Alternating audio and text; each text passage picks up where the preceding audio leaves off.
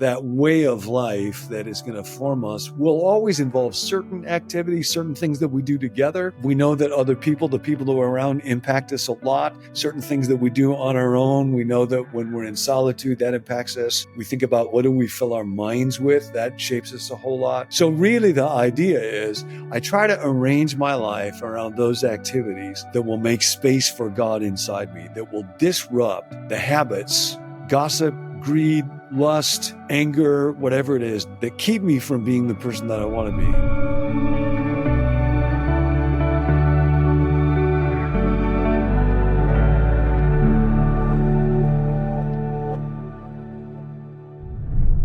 Hey, everybody. Welcome back to the Digital Examine podcast. I'm Jay. Really glad you're joining us today for this conversation. My guess is that you can probably relate to this. I often find myself reading books, learning from sages and wise thinkers and luminaries, specifically along the lines of discipleship to Jesus and spiritual formation. And there's this sort of strange counteractive thing that happens sometimes. I read the wisdom of incredible thinkers, and at the same time, I find myself deeply inspired and totally, utterly frustrated or intimidated, because sometimes it just feels like it's not for me. Like I'm not smart enough. I'm not deep enough. I'm not wise enough. I'm not disciplined enough. The words on the pages feel so unattainable and inaccessible. But over the years, what I've learned is that that's sort of a figment of my imagination, that I've sort of created this strange version of discipleship and formation that isn't real. When I think back to Jesus and the first young men that he called to follow him, they were clearly not the best of the best. They were not the academic elites. They were not the ones who had achieved the heights of glory and fame. They were, run-of-the-mill fishermen living in small towns, doing blue-collar work. And yet it's those people that Jesus calls, and it's those people that he moves in and through to launch the Christian movement. My friend John Ortberg, who is a pastor and a speaker who's been serving in ministry for more than 40 years. He's an author. He's one of those wise sages, one of those luminaries that has really made formation into Christ-likeness an accessible endeavor for me on a personal level, and I know for thousands of people around the world. John Ortberg's work is spiritual formation. That is the central theme of so much of what he speaks about and writes about and does. And he equips people to know God in an interactive, life-transforming way, in an everyday, normal sort of way. Currently, John leads a ministry called Become New, which focuses on helping people grow spiritually one day at a time. He's the author of many, many books, a brilliant thinker, but more than that, a real pastor who loves people and brings big ideas down to the ground level and invites us into a life of accessible, ongoing communion with God. So I'm really excited for all of you to hear from John, to learn from him. And I believe that God has something really profound to say to you through this conversation. So here is my conversation with John Ortberg.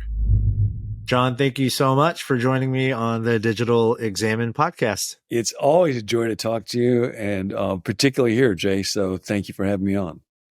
Yeah, I've had the great joy of having a chance to talk to many people, but talking to you on this podcast and this conversation, I've been uniquely looking forward because a little bit. I mean, you have been so formative to my own sort of journey of tapping into a life of ongoing communion with God. And long before you and I were friends, just through your work, one of the ways that your work was so helpful to me is, and I think lots of people can relate to this, I grew up with a grave misunderstanding that a life of ongoing communion with God, a deep abiding sense of his loving presence at all times. I thought that that was the sort of life that was just reserved for the spiritual giants, like the people who go and live in monasteries and, deny all things. And they're just literally in the presence of God. I just grew up thinking there's no way I could do that. So what I will defer to is just sort of an occasional, when I need God, hopefully he responds sort of thing. But your work has this way of bridging that gap. So I want to start by asking a personal question. It's kind of a big question. Talk about your own journey. Most people know you, your work. They're like, how did John Ortberg become John Ortberg or whatever? Like, how and when and how did you arrive at the place where a life with God went from being this sort of unreachable height to an accessible and livable reality? I'm very grateful for your role in my spiritual life. Most folks watching or listening to this probably wouldn't know, but I live in the San Jose area most of the time. And when I'm in town, the church where Jay serves as lead pastor is the church that I and my wife attend. So I'm very grateful to be under your teaching and to learn from you. No, it's kind. I grew up in the church, and if folks are familiar with this kind of white bread evangelical culture, that's a word that has largely been lost in our day. But when I was growing up, it was kind of a good word, and it meant not fundamentalist on the one hand, but still robustly theistic and supernatural on the other hand. And there were many, many qualities of that upbringing and tradition that I'm very, very grateful for. I would say one of the areas that we didn't think about or talk about a lot was what's the process by which you come to experience God's presence, or what's the process by which you actually do experience transformation or actually do begin to change. And that was always a bit of a black box for me. And what I kind of understood growing up was that I ought to read the Bible and pray. And then going to church, was certainly a key part of that. But I found myself really kind of frustrated because I felt like I'm doing the things that I know to do. I'm kind of doing spiritual life the way that you're supposed to do spiritual life. And yet I feel like I'm not actually changing. And I'm not having the kind of experience of God that it seems like might be possible. Certainly nothing like what the characters in scripture seem to report. So that just seemed like kind of a special effects, wholly other type of life experience than what I knew. I was always fascinated by life and life change and character and faith. So when I was studying both psychology, clinical psychology, as well as theology were the areas that felt to me like they're asking the questions that really matter. So, other disciplines, medicine, architecture, yep, that's good. Somebody ought to do that stuff. But really, how does human character get formed is the most important kind of question. For me, it was, if I had to point to a particular event or time, it would be reading a book called The Spirit of the Disciplines, written by an author named Dallas Willard. Dallas, as folks listening may know, taught for many decades at University of Southern California. He was a philosopher. He himself grew up in a Christian environment, read promiscuously as a young person, and kind of stumbled into lots of the richest thought across the centuries about life change and faith. And in his book, The Spirit of the Disciplines, he says he writes it. His burden with the book is that Christianity fails in our day to take transformation as seriously as do modern revolutionary movements. That really needs to get addressed. And his thesis, he says, is that authentic transformation really is possible if we're willing to do one thing. And that one thing is to take seriously the need to arrange our lives around the kind of practices and rhythms that Jesus himself engaged in, to be constantly at home with and receiving power from his Heavenly Father.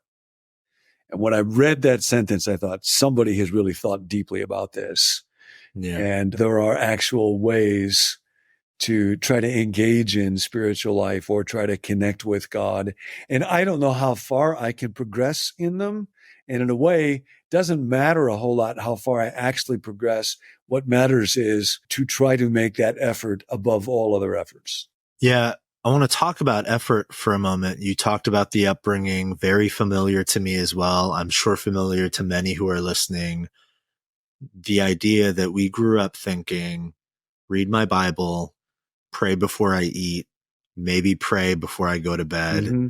go to church on Sundays for sure, the Bible study, the youth group, whatever it might be. And then that sort of utter frustration, um, with the lack of change or transformation we feel. And at the same time, for those who are unfamiliar with Dallas Willard, they might hear that idea to arrange our lives around the things that Jesus taught, that he embodied in order to experience a rich, robust life with God. On the surface, someone might misunderstand that and say, I don't get it, John. That's exactly what I'm doing when I'm praying before I eat and when I go to church on Sunday, like the Bible tells me to, which it doesn't. And then, like all those sorts of things. So, expound on that a little bit. When you say arrange our lives, because I know what you mean, we've spoken extensively and read, similar work. What does that mean exactly? If it's not just, this is another question for in a moment, but like, it's not just religious activity that you're talking about. Yeah, that's exactly right. Really, the idea of it is we all have a way of arranging our lives. Our lives run mostly by habit. When I get up in the morning, here's what I do first. Here's what I think about. Here's how I greet the people. For many people in our day, doom scrolling with one of these is the way that they begin the day. Well, you arrange your life around that. You're not intentional about it. You don't probably say to yourself, first thing I'm going to do in the morning is just pick this up and see what terrible things have happened overnight. So for the most part, we're not even particularly often aware of how we arrange our lives. But we are the kind of creatures who naturally do that. We have time, we have to fill it, we have to kill it. And so we do. And we're mostly governed by habit. And so we mostly run off of habit.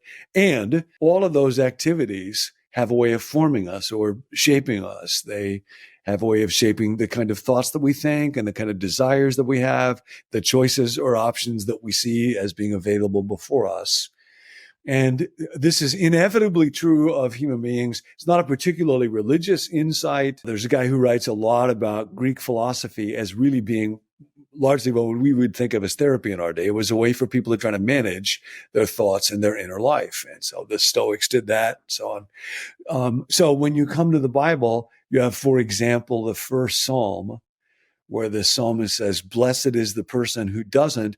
And then the psalmist is talking there about a way of life. At the end of that psalm talks about the way the Lord watches over the way of the godly, but the way of life of the ungodly will perish. It doesn't last. And Jesus talks about the broad way and the narrow way. So everybody has a way of life. When Jesus came, he said, if you want to learn from him, then actually hang around with him and discover his way of life. And so the way that you did that back then was you would physically follow him around and just watch him and find out here's what he did when he woke up in the morning. And here's how he prayed to God. Here's how he handled money. Here's how he dealt with his anger. Here's how he learned from and lived in the scriptures. Here's how he served other people. Here's how he exercised compassion. So they would do that.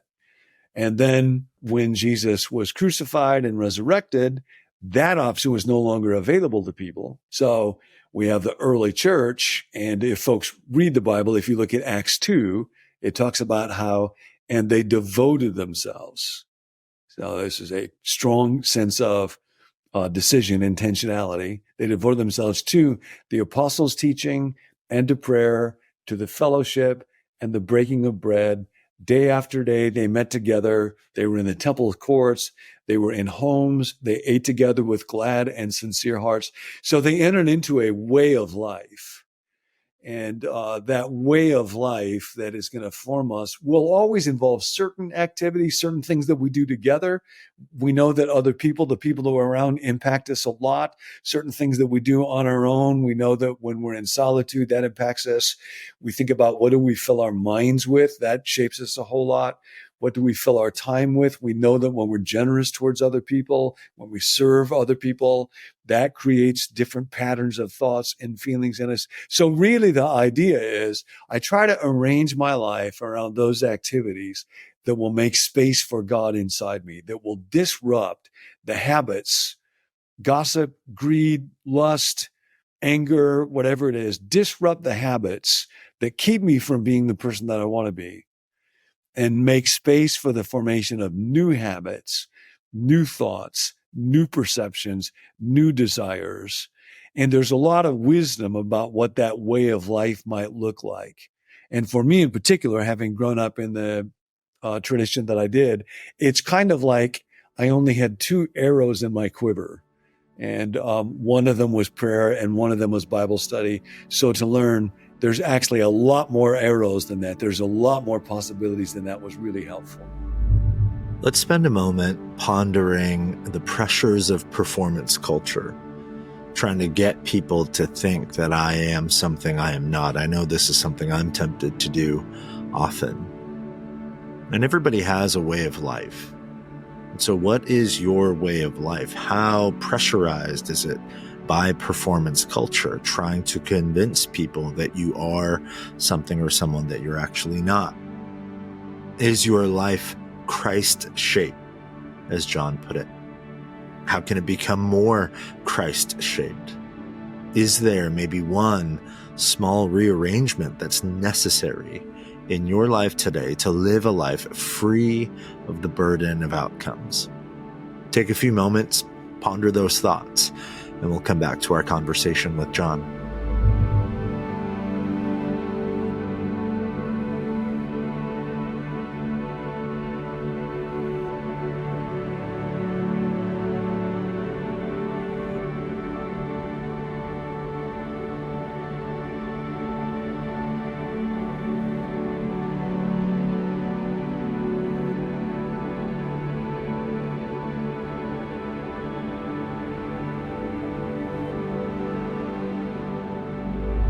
It seems to me the awareness that every life is arranged in some manner, that everybody has a way of life, is such an important starting point, that everyone has a way of life. Because I think most of us assume that life is just life. And at some point I will get to the work of arranging it and establishing a way of life. But the reality is everyone already has one. And then we think about just those two quivers that get so sort of accentuated or have been so heavily accentuated, not bad things, but just there's so much more. I think about, you mentioned earlier, you and I both, part-time, me full-time, we both call San Jose home, sort of, the southern tip of Silicon Valley. Like much of our country and much of the modern world, really, it's an up and to the right culture, And so I think maybe even followers of Jesus, there might be a sense in which when I think about, okay, I need to arrange my life and establish a particular way of life, I'm tracking with you. There's a temptation. I know there's a temptation for me to think about that the way I think about most other things in my life, which is how do I maximize so that I can get my spiritual life, my formation into Christ likeness up and to the right. You talk about in your book, Soul Keeping, which is an incredible book. You say that the with God life it's not a life of more religious activity or devotions or trying to be good. It's a life of inner peace and contentment for your soul with, and I love this line, with the maker and the manager of the universe. Which really, when I think about up and to the right, in light of the maker and the manager of the universe, my up and to the right is just so minuscule. It doesn't really look very up and it doesn't look very right. It's just this dot, this speck that's enveloped in the grandeur and the nearness that is God. So talk to us who think about the spiritual life the same way we think about most other things in our lives. We're looking for return on investment. We're looking to win, to succeed, to sort of cross that finish line and know, oh, I've arrived now. I am the spiritual giant that I've long admired or whatever. What sort of paradigm shift is necessary? Like how do we accurately measure success when it comes to formation? And is success even the goal, or is it something else? Yeah. Well, there's a lot wrapped up in those thoughts, Jay. I'll start with this. When I think about Silicon Valley in particular, probably increasingly our world in general, it feels a lot like a performance culture. And, at the core of performance is trying to get other people to think that I'm something that I'm not. And trying to achieve something that will create that impression with other folks. I remember one time a group of us met with Dallas Willard, and I'll just caveat it now. Pretty much anything that I say that's worthwhile or useful probably came through Dallas Willard. So I won't always stop to say the name Dallas Willard, but I'll just make that as a blanket statement. For me, he just happens to be someone who was particularly helpful. He'd be the first to say it's not about him. It's just where do you find great wisdom? But he would talk sometimes about how, in Greek mythology, there was the character Atlas, and Atlas carried the world on his shoulders. We are not meant to bear the burden of outcomes. We're just not meant to carry that weight. Now, we ought to try to learn from feedback. And so in my job, whatever my job happens to be, as I get evaluated, or when I'm with friends, or when I'm at home and people have feedback, when it's positive, when it's negative, I should be open to it, non-defensive, seek to learn from it. That's a really good thing. But my ego is not on the line. My well-being is never on the line. So I no longer have to live carrying the burden of outcomes. And I remember watching Dallas speak one time. He was a philosopher, so sometimes he'd talk to be riveting, and then other times it would be kind of a monotone and might not go great. And often, Jay, as you know, in the church world, when somebody talks, the first thought afterwards is, wonder how it went. How did it go? Let's survey everybody. Let's find out. Was it good? Am I losing my fastball? And he had finished speaking, and people were not necessarily tracking with him the whole time. But as we were walking out to the car together, he was just humming the tune of an old hymn. And there was not a cell in his body that was worried about how did the talk go. And I thought, watching him, that's what it looks like to live free of the burden of outcomes. And I would really like that. So now, as we think about the spiritual life and getting freedom from a culture of performance, the foundation of it is grace, and that I'm loved by God. Not just that I have been forgiven by grace, but that I can live by grace, which means I receive my life and my worth as a gift from God from one moment to the next moment to the next moment. So right now, as you and I are talking, I don't have to live under the burden of what do I say and how's this conversation going? I can just simply say, God, would you please bring the right words into my mind and help me to focus on Jay, and help us to think about the people who might be listening right now, and then just let go, and the outcomes are in your hands. And so then I'm also free to say, God is not, he didn't have a little behavior modification chart up in heaven where he's given me a gold star for the religious devotion activities. And so I can just ask, who would I be like if I was really living in the kingdom? If I was living a life that was pervaded by love and joy and peace, what would I look like? And then what are the obstacles that get in the way of me living that kind of life? Like hurry for me is one that I will often wrestle with. And then working backwards, what are practices that I can engage in that can free me from those obstacles or burdens and enable me to live that kind of life? And now I'm engaging in those activities, not in order to have my spiritual life, go up and to the right. God is not interested in something called your spiritual life. He's just interested in your life, just your whole life. So then we're free to say, how do I arrange my days, the rhythms of my life in such a way that I can be increasingly free from the burdens and obstacles that get in the way, so that I can live with love, joy, peace, and freedom increasingly from one day to the next. Gosh, that one line, I think, probably is a line that many of us need to let sink in, that God is not interested in my spiritual life. God is just interested in my life. Even as you say it, for me, having followed Jesus, I think as faithfully as I could, or close to it for the last, 20 something years, it still sort of feels like such a deep, necessary word No, God's not interested in my spiritual life. God is interested in the whole of my life. And that sort of demarcating line that I create is a line I created Yeah, no, with and the then word. it's a constant problem. It's part of why Jesus got into so much conflict in his day with religious leaders. We always want to kind of narrow down or turn God's concerns into something that we can manage, control, or engineer. Again, in the tradition that I grew up, if somebody asked, how's your spiritual life going? Which, by the way, is a great way to kill a conversation if you're at a party, just ask people that question. But if somebody did ask it of me, my immediate thought would be, how have my quiet times been going? That's the language that we would use for reading the Bible and praying. If my quiet times are going well, then my spiritual life's good, up to the right. I can get on with life. If it's bad, then I would feel guilty and bad.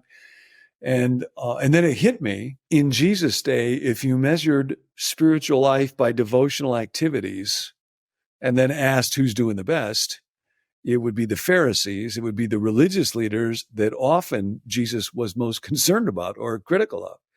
So we got to find some way to gauge maturity, spiritual life, however you want to call it, in a way that doesn't produce Pharisees, where the Pharisees don't win.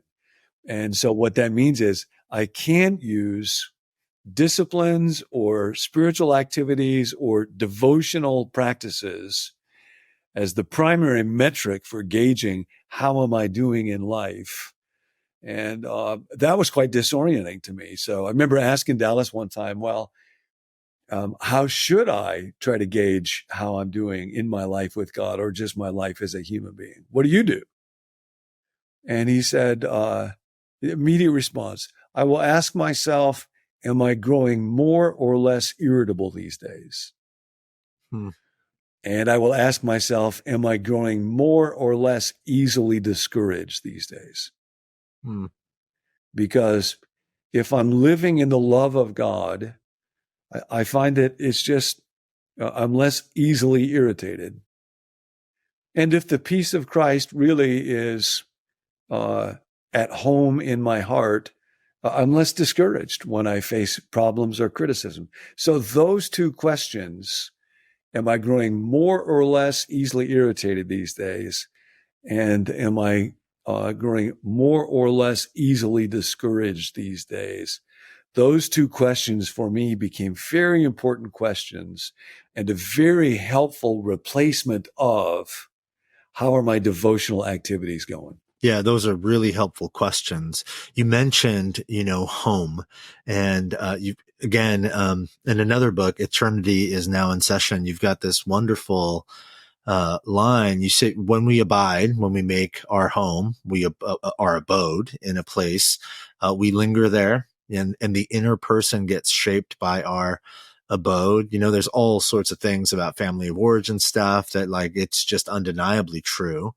And then you say we can abide in fear or ambition, anger, lust, or we can abide in God. Now, again, beautiful line, but I want to ask a really sort of practical question. None of us say it that way. I rarely meet someone who will say something like, oh yeah, I really live. I mean, I have met them, but it's so few and far between that a person has enough self-awareness to say, yeah, I really live. I abide. I make my home in fear or in lust or ambition or whatever.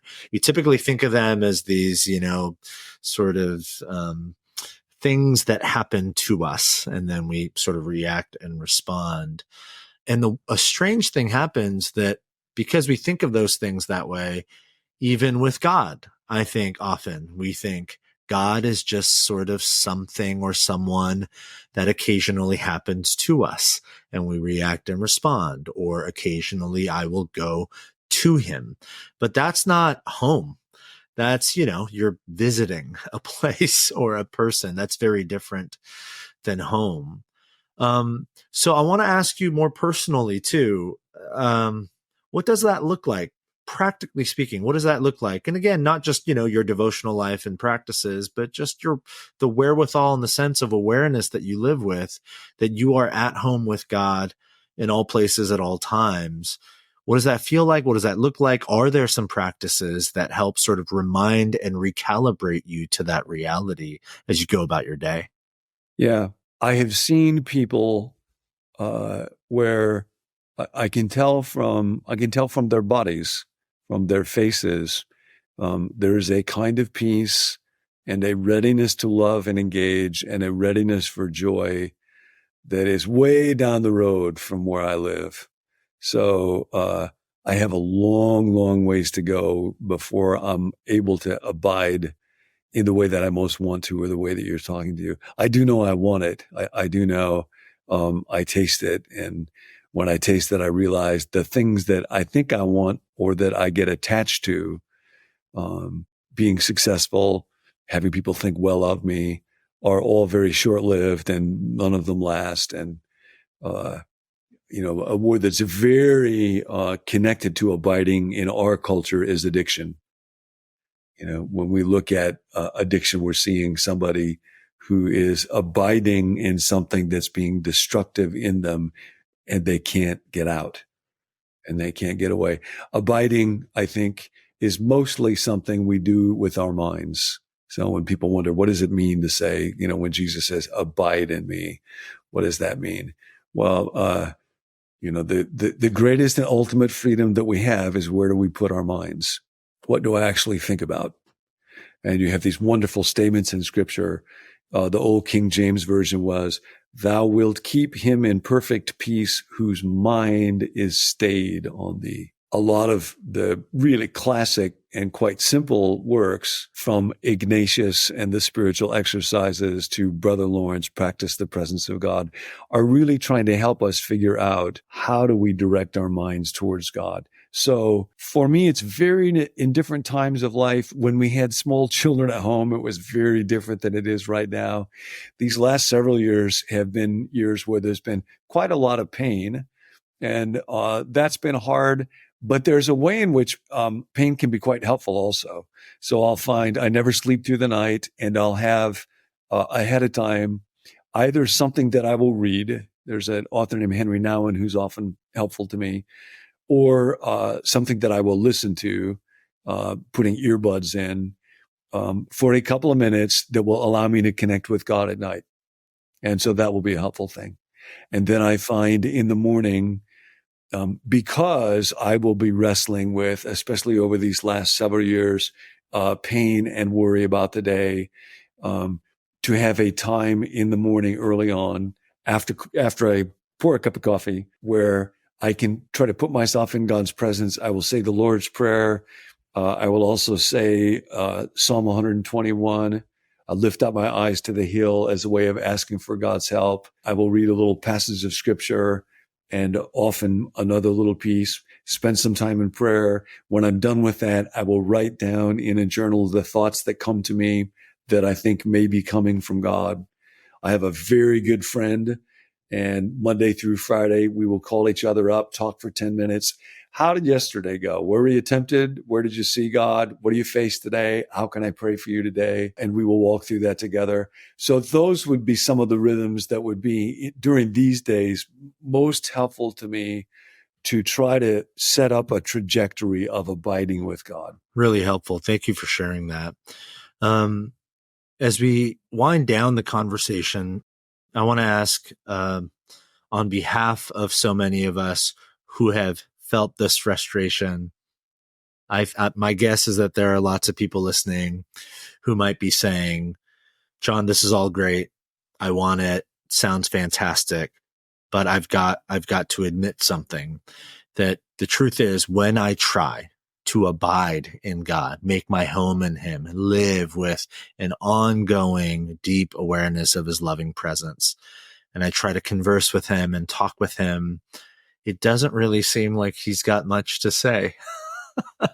It's a little frustrating, or I feel a little bit strange. You taught at our church recently, and you quoted one theologian who has this fantastic, I'm paraphrasing her, but essentially, when we talk to God, we call it prayer, but when we say God talks to us, we call it schizophrenia, right? Like, Yeah. I feel kind of crazy if I say I'm, But again, one of the great gifts you've offered me and so many people is really a sort of normalizing Yeah. of life with God. Yeah. So as we close, talk to those of us who are listening that are like, I want this, John, but it feels so foreign and strange. Sometimes God feels silent and quiet.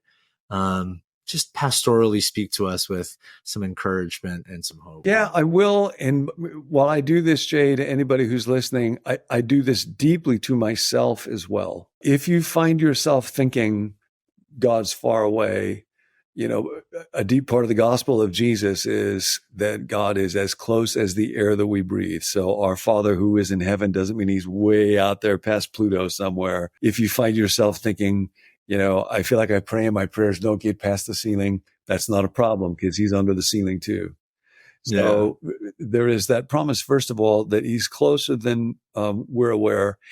And then the other key thing is, when we were talking about this at church, it's helpful to, at least for me, to think about communication and take some of the confusion or vagueness out of it. To communicate with somebody is just to guide their thoughts. Right now, you and I are having a conversation. And because we are, you ask me questions, I'll ask you questions. It makes each of us have thoughts that we would not otherwise have. And they're my thoughts, they're in my mind or your thoughts, but they're being guided by each other. And because we are finite beings, we have to use sounds or, write the alphabet, use sights to guide thoughts. Because God is infinite, that means that he can guide a thought without any finite meaning at all. So any thought might come to you in any moment, and it could be God guiding. And of course, part of what that means is because he doesn't need any other means, he might guide my thought and I don't even know that he's guiding it. So I think the most important thing I would say, and again, I say it to me and to each person, is pay great attention to the thoughts in your mind. A great coach is able to look at a team and to realize from one game to the next, from one quarter to the next, oh, we have gained momentum, we've got great spirit, great energy, or we have lost it. A flourishing human being is able to gain awareness of their mind and to understand what's at stake in the kinds of thoughts that I'm having. Again, not in a legalistic way, not like God has got a little, gold star chart up in heaven, but recognizing when my thoughts pull me towards envy, when my thoughts pull me towards fear, when my thoughts pull me towards anxiety, that's not the voice of God. And when I'm inspired, when I'm hopeful, when I'm relaxed, when I think I could be a joyful person, I could be grateful right now. I could just be thankful. I get to have this conversation with Jay Kim and I get to learn from it. And most of us, but I'll just put it in my terms, I get far too casual and cavalier about the thoughts that are going on in my mind and don't recognize you put enough thoughts together and then you have an hour, then you have a day, then you have a week, then you have a life. And so to begin to be intentional, not obsessive, not weighed down, but God, would you help me bring my mind back to you a lot? And when a thought comes and there's grace in it or hope in it or courage in it or interest in it or joy in it, or that is a cute little puppy, or that's a good word to receive from this other person. In each of those moments now, my mind is abiding with God and open to hearing from God. And that's life. Beautiful. Well said. Well said. John, thank you so much for your life, your friendship, your ministry, your work, your love to our church here at home. It's meant so much to us. You are continuing to write and you're continuing to speak in really wonderful formats that are really accessible for folks. And I just want people to make sure that they have access. So, for those who might be newer to your work, what's a good way for them to just stay tracking with you and connected to the work that you're creating? Oh, thank you for asking. I do teach most weekdays, Monday through Friday, and folks could go online and just Google "Become New" or becomenew.com, and that will put them in touch with how to take a look at that. So it's usually 10 or 12 minutes each day. And the focus really is another thing Dallas Willard would often say, the main thing God gets out of your life is the person you become. Mm-hmm. And that's also the main thing you get out of your life. So that idea of how do we try to move towards becoming the person God made us to be, that's the focus of it. Yeah, I watch several Become New videos most weeks and couldn't recommend it enough. Very accessible, thought-provoking, and really helpful. John, again, thank you so much. Appreciate you. Much love to you. And so glad you could be on. It was an honor. Anytime. Thanks, Jay. Thank you guys so much for listening, for joining me on this continuing conversation as we consider what it's like to live a life of ongoing communion with God.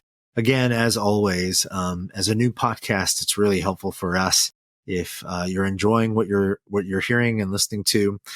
Share it with friends, let people know, share about it on your social media or whatever it is that you use to share about things that you're finding helpful. And if you're willing, subscribe to the podcast, like it, review it. All of those things are tremendously helpful for us. But most importantly, my hope and prayer is that these aren't just conversations you listen to, but that they might provoke you toward action, toward leaning faithfully, confidently, and courageously into God's invitation to live in ongoing communion with Him. So blessings to you, grace, peace, love, and we will talk to you all very soon.